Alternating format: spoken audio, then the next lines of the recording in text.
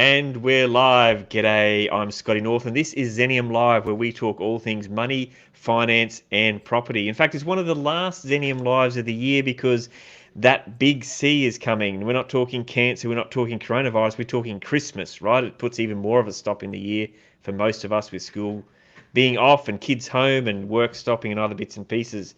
So, to help you through the long Christmas summer, I'm talking to someone a little bit special. He's got some inside information for us today. I'd like to welcome George K. Look, George, how do we say your last name? That's the biggest question of the day. How do we say your last name, George? Mate, if you ask Siri, you're going to get a pronunciation I can't even understand. But, mate, for everybody else, it's George Kafantaris. Yes, so, that's good. That's because that's what I call you. And I want to make sure I got it right. See, so George, tell us, like, you've got a property management business. Correct. So tell us a little bit, just a smidgen about your background, how you ended up in the wonderful world of property management, and then we're going to have a discussion on, there's quite a few key points we've got here to discuss. So tell us a bit about yourself, George. Thanks, Scotty. My background is actually a chartered accountant, and many years ago, I was frustrated with the way my own property portfolio was being treated by the property managers, and mate, to the disgust of my family, my wife, my parents, I threw it all in. And I started a real estate business focusing on property management because it's all about numbers. Okay, so you're not only an accountant, you're a property manager. So how does that go at like Christmas parties and birthday parties? Yeah, mate, it can be interesting because everyone thinks accountants are all dull, and but when they find out that you also got a property background, and I have had for the last 20 odd years, the conversation changes very quickly. But for me, mate, either things make sense or they don't make sense, and that's how our accounting, our background, makes us think about things. Either it's black and white for us. There's no grey. No, that's true. And look, the other thing that you did, I mean, you obviously not only had your own investment properties, but you bought a bunch of investment properties for others, right? Because you were not always a property manager. Correct, mate. When I broke out into the industry, I was a buyer's agent, and when I was doing buyer's agency for quite a while, have bought all types of properties for people all around the world, actually.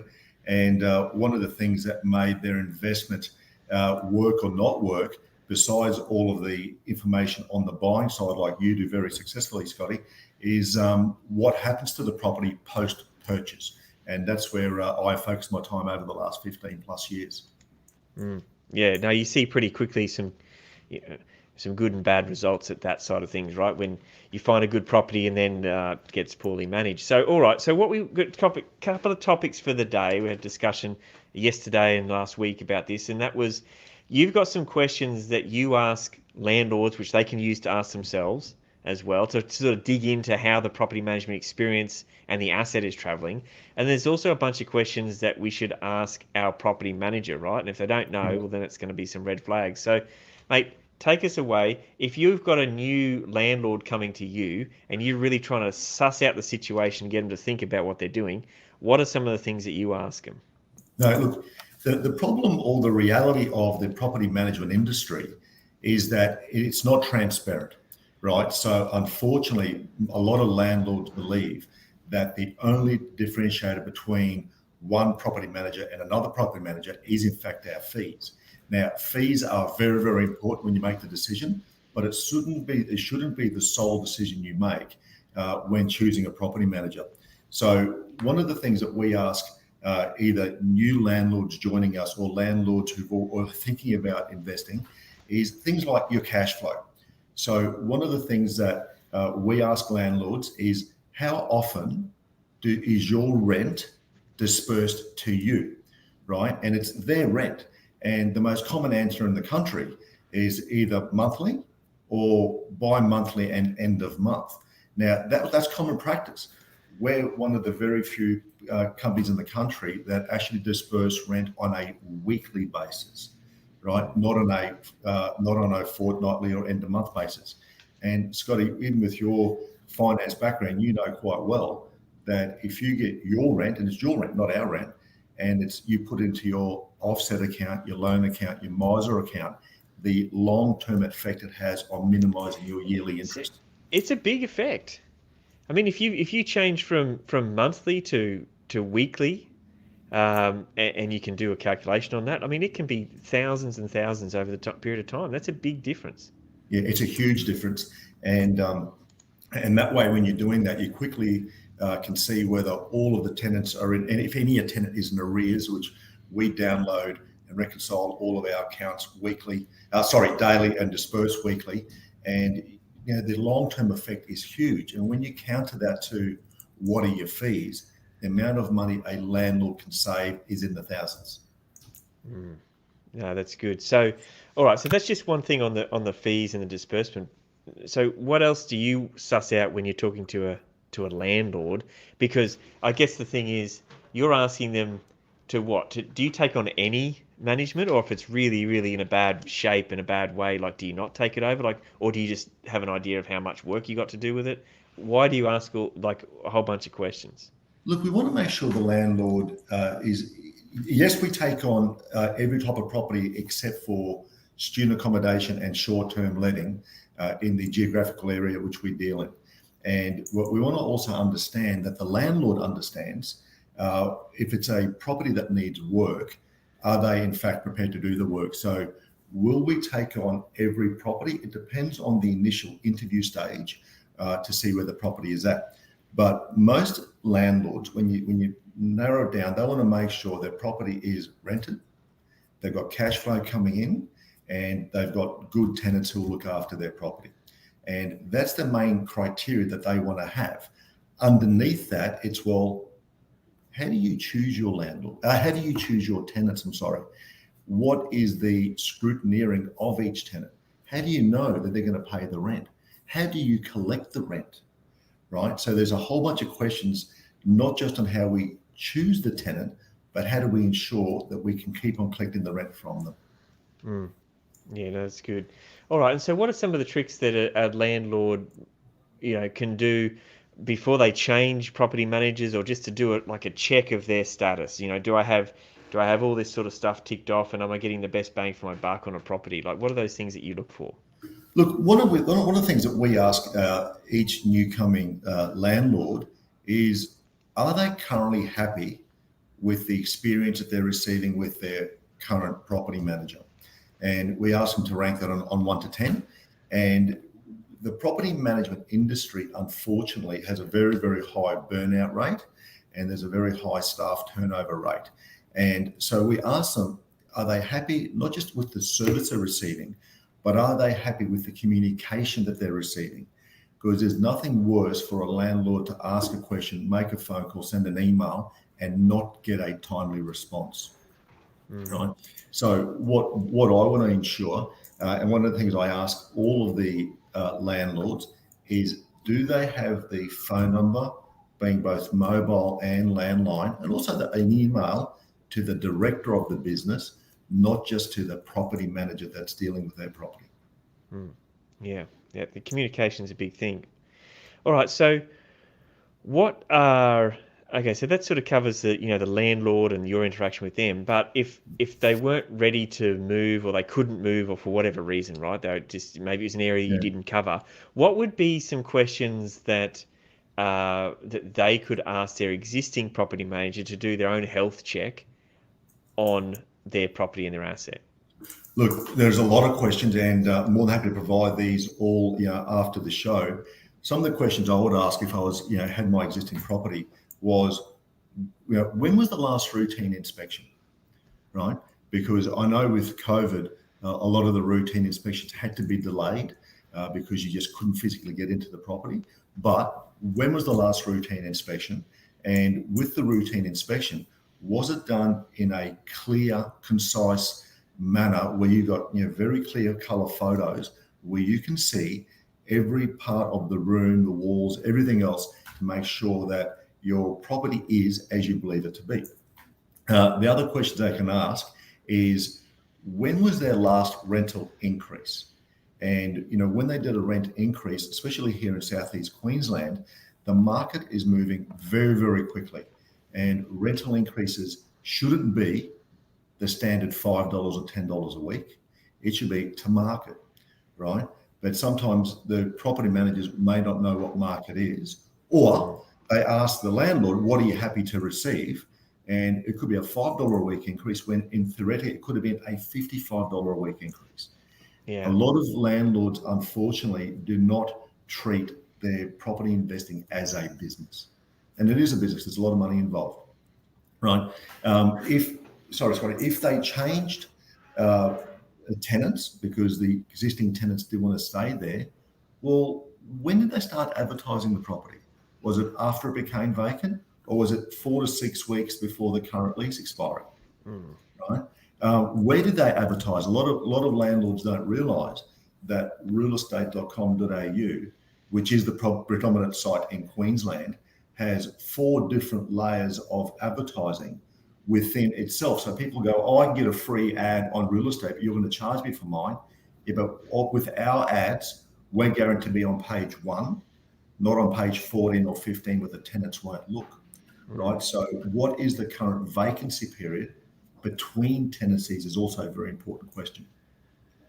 So in the current market, especially in Queensland where you base in Southeast Corner, it's pretty crazy, right? I mean, there's people fighting over for rentals, right? Absolutely. Not for vacancies, but for rentals. But does that mean then that the service levels of the agents can just drop off because they really don't need to work that hard to get the next tenant, and they don't really need to communicate with the landlord because tenants are fighting over the thing? Like, have you seen a slide in those Absolutely. service levels?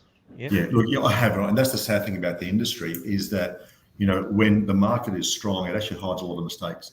So it's easy to, get the property leased, but not at the highest rent, right? So ideally, you would want to, if you're leasing the property to a new tenant, you'd want to be on the market, minimum 4 weeks out. And if you've got a 4-week lead time, Scotty, you can actually be very, very cheeky with the asking price of the rent. Where if you are only going to put the property on the market, 2 days or 3 days before lease expiry, you haven't got that luxury of time. So to answer your question, has a strong, buoyant market made some service delivery, not what it should be? The answer is yes. Yeah. Well, I mean, we all know you've been in this game longer than me even, but the agents get lazy when the times are good, right? I mean, that's just how it works. Whether it's a sales agent or a buyer's agent or a rental agent, doesn't make any difference. So that's interesting. So what's the flow-on effect of that? I mean, with let's call it lazy, agents, what's the outcome for the tenants and the landlords in that situation? Do we just see like mediocre to properties? What about repairs and stuff? I mean, how does all that sort of work in this time? Look, with repairs, and there's construction and trade shortages everywhere at the moment. So if we're looking at tradies, you want to make sure that your property manager has got tradesmen who are licensed, who are fairly priced, and who also can do the work very quickly for you. And you don't want repairs lingering because the tenant has signed up and can request, damages as in payments if their property is not functioning to what they believe they have leased.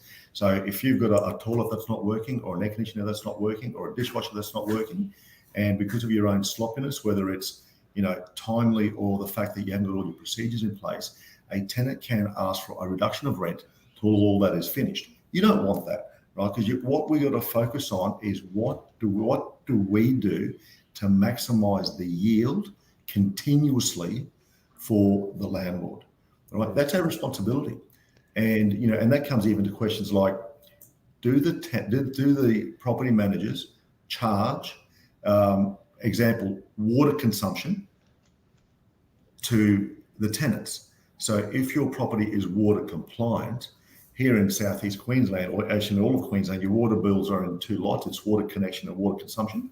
And, if you've got a daughter and a wife like mine who wash their hair every day, and my wife will do the washing machine every day and do the dishwasher every day, well, all that water usage is not and should not be the landlord's problem. But in so many cases, the landlord might not know that, and yet the property manager does not charge the tenants their allowable water consumption. And we should be paying, to make the landlord's life easier, we should be paying as many bills as we can through the trust account because every time we pay a bill on behalf of the landlord, it ends up being on the end of year statement. So at 30 June, when we provide the end of year statement, you get a summary of all the bills, all the incoming, all the outgoing expenses. So you can give that directly to your accountant for your tax returns as well. Yeah. No, that's a good point. So I'm doing some scribbling here, and I'm thinking, and I know your background and with the accountancy and other bits and pieces, but the entry level for real estate rental management is fairly easy. Would you agree? Yes, Like yeah, it's low, right? But if you have 100 properties, and what's the average property manager, like how many properties would they manage? Look, that's a great question. It's a question that everybody should ask, right? And it's one where, unless you know the mechanics behind that is calculated, there's a lot of people who smoke and mirrors. So in a property management office, you can have task-based work or what they call pods. And depending on how you allocate the workflow can also depend on how you do it. We have a separate leasing team. So our property managers do not do leasing. So that means they can actually manage more properties. But in saying that, you might have 200 properties within a 5-kilometre radius, and that's very, very doable if you've got a property manager only doing property management, not doing trust accounting, and not doing the leasing. But if you've got 200 properties over a 50-kilometre radius, it can't be done effectively. And what we're all seeing is that as more and more landlords are trying to save some money, thinking that all things are equal, and they try bringing down the fees, then a lot of companies, property management companies, are outsourcing a lot of the administration work overseas. But we've never done that, because I believe there's a disconnection between the person doing the admin work to what's happening inside the office, right? So we like keeping everything here in our own office. We don't outsource anything. But at the moment, there are people outsourcing the admin, the entry condition reports, the leasing, and I then question, what do the property managers actually do, because they never see your property. Yeah, okay. So a smaller, more local or regional sort of agency, they might have, say, 100 properties with a property manager, okay? Correct. And if they even worth $500,000, my little calculations say that's $50 million of asset under management.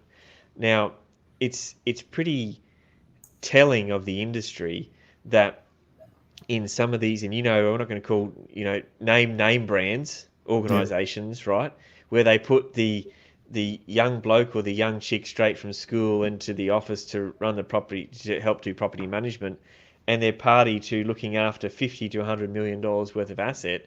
If you transferred that over to financial services, there's not a chance in the world that would fly.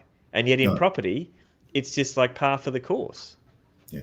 And that's so sad, because the barriers to entry, exactly what you said before, are very low. And unfortunately, a lot of aspiring property professionals see property management as the entry point into a sales career, because the money you can make in sales versus the money you earn in property management is greatly varied. And normally, what we've seen in the past, Scotty, is that property management is just a secondary business to the sales agency, not a specific designated business. Yeah, and look, that's a good point, because whenever we get tasked over the past 15 years to find a property manager, we definitely gravitate to, and 95% of the time, totally recommend an independent property management business as opposed to one attached to a sales arm, which is going to lead into our next little discussion, because they all call it their patch, don't they, George? I mean, if you have let's say a big name like a LJ White, right? Let's not call anyone in particular, and they've got a sales business and they do property management. I mean, it's a self-feeding little patch of stuff, right? Because they sell a property to an investor and they say, okay, well, let's put that we can look after it for you. We can do property management. So we'll do property management. We'll put it in there. And then they can do a really crap job of it. And then the investor goes, well, why do I want this property anymore? Let's sell it. and the agency goes, "Oh, we can sell it, right? So give it to our sales guys because we can sell it." And then they sell it to another investor, and the cycle continues. I mean, that surely is an absolute conflict of interest. Look, it's shocking what you're saying because it's true. And what they see is the property management business. I've done the mathematics. You can sell a property once and get your commissions for it. And to earn the same level of commission or income on a property management business for that same property, you'd have to manage it for 8 years and 8.5 years consecutively to earn the same gross income. So exactly what you said, there are a lot of agencies who will then offer a free sales appraisal to entice the landlord to sell and basically, circle back into the property management, which is not anywhere near in the best interest what a landlord is buying the property for. It's very sad. Yeah. Yeah, and look, people kind of think, "Oh, we're just making this stuff up," but this is, this is what they teach into office, right? Yeah. That, farm your own patch and do this and that, and this is where the, like it's horrible stuff. So my recommendation is always to go with a property manager who is independent, wherever possible, of any sales business. I mean, such as yourself, and there's a couple of others that we have dealt with in the past, right, on the Sunshine Coast and what have you. And those guys don't have a sales business, and there's no drive to try and get you a sale to make your property from an investment back to a sale to them. And that's a problem. It's also nice to see when you're engaging with potentially a new property management service is to see whether there's a director who is in charge of property management only, and that way they don't have any conflict themselves of, am I going to spend my time on sales today or spend my time on property management today?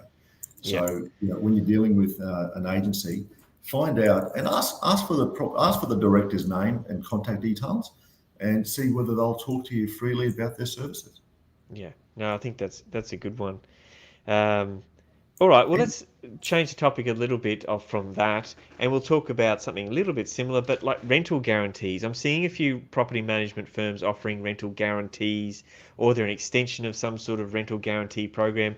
Now, you've got some colourful background in development and sales and other bits and pieces, and so I know you're very across these rental guarantee things.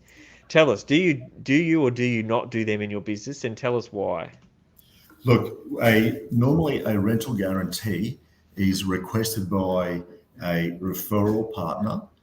It's mainly on new property, not on second-hand property, and it gives the comfort to the landlord buying a property. It could be a first-time investor and whatnot.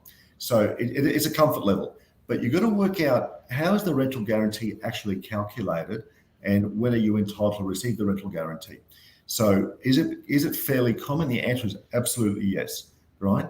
A rental guarantee is very different to a first tenant guarantee, where they guarantee to find you a tenant within a predetermined timeline. You also got to make sure that a rental guarantee is realistic to the current market, right? Besides a rental guarantee, a first tenant guarantee is what they call a top-up guarantee. So a top-up guarantee is where you've been promised $500 a week rent. The current lease is only $480, $490. So say it's $490, and someone's going to top in the last $10. But if you're buying a property solely on a rental guarantee, you'll be the first person to say, has it got all the attributes for what a good property investment should be, right? Because eventually any type of guarantee has got an expiry life. And where does the money come from, George, to pay for these guarantees? Look, 100%, right? So who's paying for that rental guarantee? And you and I have chatted a lot. You never want to make a long-term decision based on short-term factual benefits, right? So if you're buying a property and you're seeking a rental guarantee, then maybe there needs to be a bit more education on what type of property you're looking for and why. Yeah, I think the tenant guarantee thing is good. I mean, it can, if it's sort of arranged in such a way that it really promotes quickness of a tenancy for the right tenant, and there's some okay parts about that. I'm not going to Yeah, there is. blanketly say it's good, because you could just get any old tenant, right, at Yeah. $400 a week when we could have got a tenant at $650. So there's that problem. But let's put it this way: if we're going to guarantee a top up or guarantee a rent, then George, we're going to put a property together. We're going to sell it to someone. I'm going to charge $5,200 more for the first year, and I'm going to top you up $100 a week. How does that sound like a good idea? Well, it's a dumb idea, right? Because the buyer, the client, our client, has just paid us 5.2, and we're just drip feeding it back to him at $100 a week for 52 weeks. I mean, this is how some of this stuff works, and this is sort of the fluff and smoke and mirrors you got to cut through when you're trying to sort out the best property manager for your asset. Would you agree? Oh, mate, 100%. And mate, the same way you go into a lot of time and effort in teaching about property selection and the reasons why, and what people want for property. We're actually behind the scenes working on landlord education, so the landlords know post settlement to be able to answer the question, what's next? And if you're buying something solely for a guarantee, then you're not doing it for the right long-term reasons, in my opinion. Yeah, no, that's a really good point, and it's a really good question to ask. What's next? I love that. It's the same when they sign up for our services and they say, what's next? When we've bought the asset, it's all done. Now what, right? I mean, you need that person to hold your hand on the way through. So I think that's a fantastic question. Look, George, even some of the times where, first-time investors, they don't know, all of the initial costs that are going to be, that they have to wear. And, if they're expecting the cost, and some of our terminology is unique to our industry. So, just don't be concerned about asking every question. And if you're buying with a partner, making sure that a lot of these communications are done together rather than or only ever speaking to one partner, because then the other partners can be left in the dark. Yeah. Yes. All the times when you take them round, George, and you say, look, do you want me to get out of the car while you guys discuss this? Yeah. It's true. It's so true. Yeah, that's right. So, all right, look, we're coming close to time. So, parting thoughts or words of wisdom, George, what do you got for us?